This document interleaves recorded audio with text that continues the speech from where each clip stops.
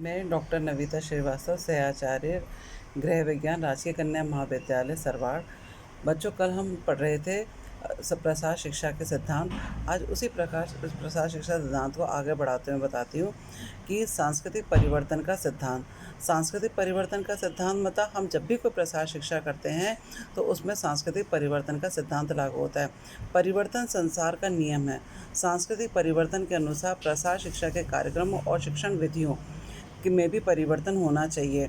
आज से 60 साल पहले जब हम पीछे झाँक कर देखें, तब भारत जब गुलामी की ज़ंजीरों में जकड़ा हुआ था, तब भारतीयों की स्थिति कितनी खराब थी और अत्यंत ही दयनीय थी।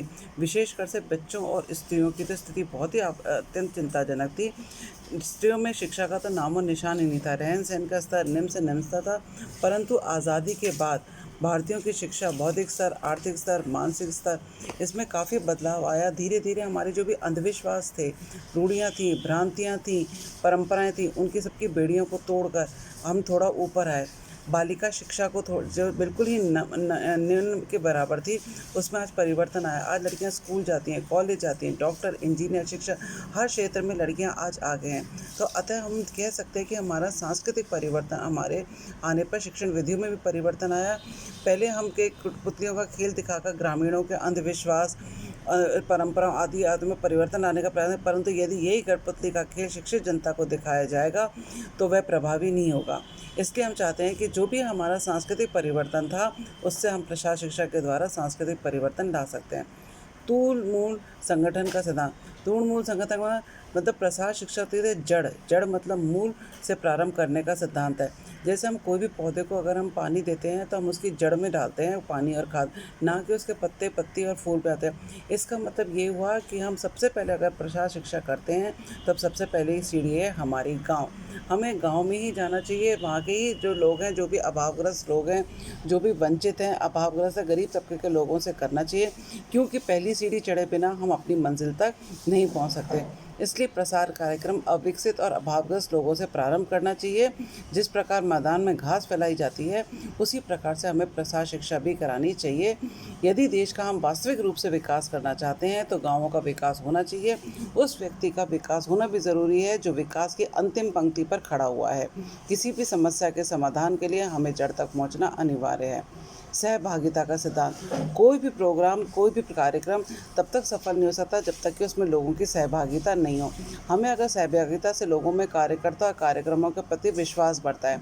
हम जो भी कार्यक्रम करते हैं उसको सफल बनाने के लिए हमारा ये उद्देश्य होता है कि यह कार्यक्रम हमारे लिए, उनको मन में समझ लेना चाहिए ग्रामीणों को कि यह कार्यक्रम है हमारे लिए और इसे सफल बनाने के लिए हम सबकी जिम्मेदारी है। क्योंकि कोई भी प्रोग्राम होता है, कार्यक्रम, वो बिना सहभागी के पूरा नहीं हो सकता।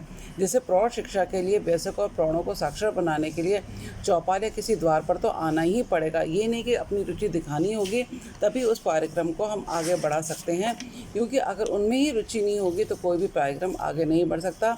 और ICDA जिसे कहते हैं हम, समन्वित बाल विकास कार्यक्रम, जो भी होता है वो तभी सफल होगा जब छोटे छोटे बालक, गर्भवती स्त्री, धात्री माता आंगनवाड़ी केंद्र तक पहुँचेगी, कार्यक्रम में भाग लेगी, पौष्टिक भोजन को ग्रहण करेगी, पढ़ेगी, लिखेगी और जागरूक होगी कि कौन कौन से कार्यक्रम चल रहे हैं जो कि सरकार ने चला रखे हैं, और उसमें सहभागिता लेगी, तभी वो आगे बढ़ पाएगी।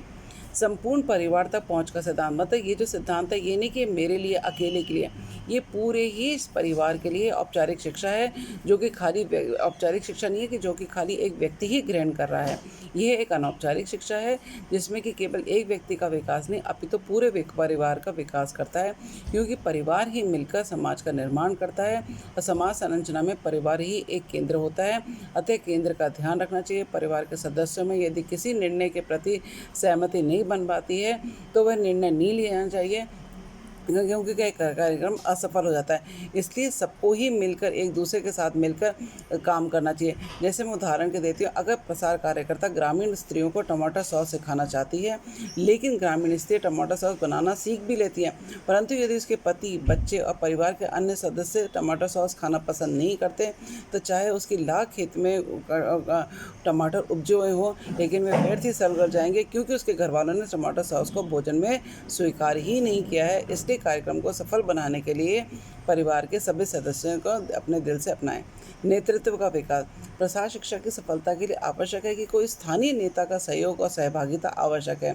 जैसे कि कोई भी अपना एक विश्वास का अपना कोई एक नेता हो और उस नेता पे हम सब विश्वास रखते हैं तो और अपना संरक्षण मानते हैं, तभी ये उनका आगे बढ़ सकता है। उनका नेता उस कार्यक्रम में भाग लेगा तो वह सफल होगा। यदि उनका नेता कार्यक्रम में भाग लेने से मना कर देता है तो वह कार्यक्रम सफल नहीं होगा, चाहे प्रसार कार्यकर्ता उस पर कितना ही दबाव क्यों न डाले। अतः कार्यक्रम सफल नहीं हो पाता है। इस बात का ध्यान रखना चाहिए कि प्रसार शिक्षा में स्थानीय नेतृत्व के सिद्धांत का प्रतिपादन है। कोई भी नई तकनीक को ग्रामीणों तक पहुंचाने के लिए स्थानीय नेता की सहमति आवश्यक है। प्रसार कार्यकर्ता का यह कर्तव्य है कि वे अपने क्षेत्र के प्रभावशाली लोगों की तलाश करें तथा विभिन्न योजनाओं को क्रियान्वयन की जानकारी दें और नई नई तकनीकें। गाँव में नेताओं की कोई कमी नहीं रहती, हर घर में एक नेता होता है। आवश्यकता इस बात की है कि अच्छे नेता की पहचान करें और उन्हें प्रशिक्षित करके योग्य बनाएं, क्योंकि नेता ही होते हैं जो सफल कार्यक्रम को सफल बनाते हैं और वही होते हैं जो कार्यक्रम को सफल नहीं होने देते हैं। संतुष्टि का सिद्धांत। प्रसार शिक्षा में संतुष्टि का अहम योगदान है। जब ग्रामीण लोग प्रसार कार्यक्रमों के परिणाम से संतुष्ट होंगे तभी वे अगली बार में कार्यक्रम में उपस्थित होंगे, अन्यथा वे बीच में ही छोड़कर चले जाएंगे। इसलिए प्रसार शिक्षा कार्यकर्ता को ये चाहिए कि वो अपनी बुद्धि से, सोच समझ की शक्ति से, बुद्धि से, चातुर्य से वे लोगों के दिलो दिमाग को संतुष्ट करे और तभी वे कार्यक्रम आगे चल पाएंगे, नहीं तो वे कार्यक्रम असफल होने की कगार पर रहेंगे। प्रजातांत्रिक पहुँच का सिद्धांत। प्रजातांत्रिक का मत है प्रसार शिक्षा ना तो औपचारिक शिक्षा है ना ही अफसरशाही शिक्षा है। मैंने जो कहा तुझे वही करना, ये नहीं है। प्रजातांत्रिक है, इसमें दोनों की ही चलती है, जनता की भी चलती है, जनता के लिए है और जनता के द्वारा है, तो इसलिए दोनों की चलती है। इसलिए दोनों प्रसार कार्यकर्ता और जनता दोनों को आपस में सामंजस्य स्थापित कर लेना चाहिए और कार्यक्रम के नियोजन एवं क्रियान्वयन में ग्रामीणों को बुलाकर उनसे विचार विमर्श करके उनकी समस्याओं पर प्रकाश डाले तथा उनके समाधान हेतु अनेक पहल सुझाए आने चाहिए। सभी समस्याओं से संबंधित हलों के गुण अवगुण बताए जाने चाहिए, फिर उन्हें ग्रामीण पे जोड़ दिए जाने चाहिए कि वे समस्या के निदान किस प्रकार का समाधान चाहते हैं। जिस समाधान को ग्रामीण लोग सर्वाधिक समझते हैं उन्हें ही वे जीवन में अपनाते हैं।